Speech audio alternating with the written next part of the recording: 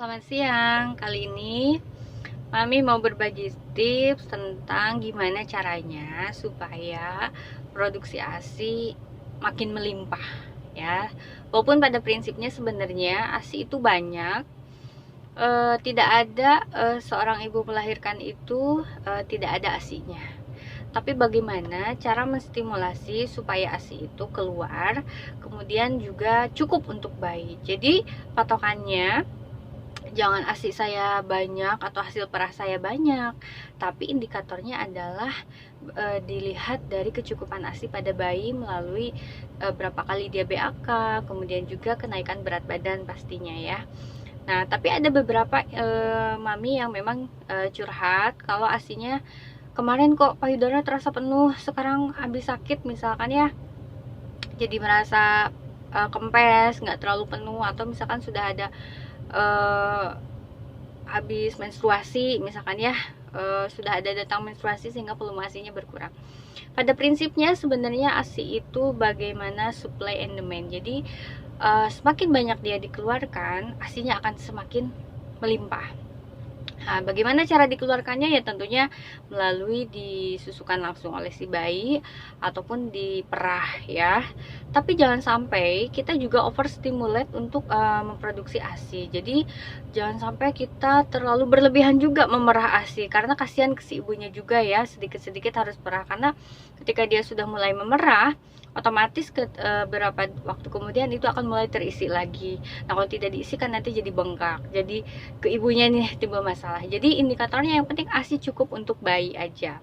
Tapi tipsnya jadi seperti ini untuk bayi baru lahir ya, biasanya kurang dari 3 bulan.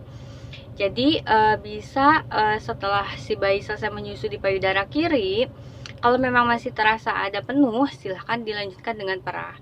Tapi kalau misalkan udah cukup bayi tertidur, silahkan perah yang kiri. Nah, yang kanan itu lanjut juga diperah. Nah, si ASIP ini simpan di kulkas, bukan untuk diberikan pada bayi ya, tapi hanya untuk menyimpan saja.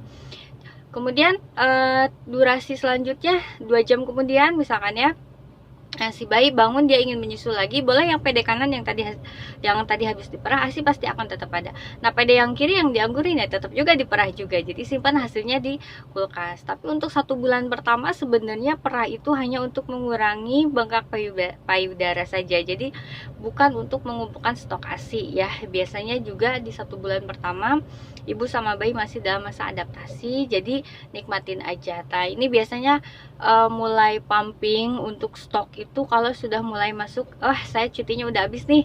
Nah, silahkan itu digenjot lagi untuk perhasinya. Nah, power pumping, jadi pumping itu kapan Bu ya? Selesai menyusu saja. Payudara kiri menyusu, payudara kanan susu, payudara kanan diperah.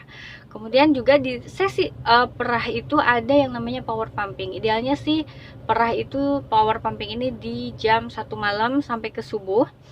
Itu kalau ibu nggak ngantuk ya. Tapi kalau misalkan siang juga nggak masalah. Pokoknya di 1 jam sesi perah. Jadi power pumping itu seolah-olah kita ngikutin bayi lagi percepatan pertumbuhan ya, nyusu terus gitu ya. Jadi perah 10 menit. Kalau yang double suction ya, atau double perah, double corong, 10 menit perah, istirahat 5 menit, 10 menit perah lagi, istirahat 10 menit, perah lagi 5 menit, istirahat 5 menit perah. Jadi 3 kali sesi, 10 menit, 10 menit, 10 menit, 5 menit.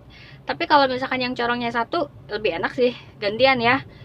Kiri 10 menit, kanan 10 menit, kiri lagi 10 menit, kanan lagi 10 menit, kemudian 5 menit, kemudian selesai. Nah, itu power pumping. Tips untuk menaikkan volume ASI. Makasih semuanya.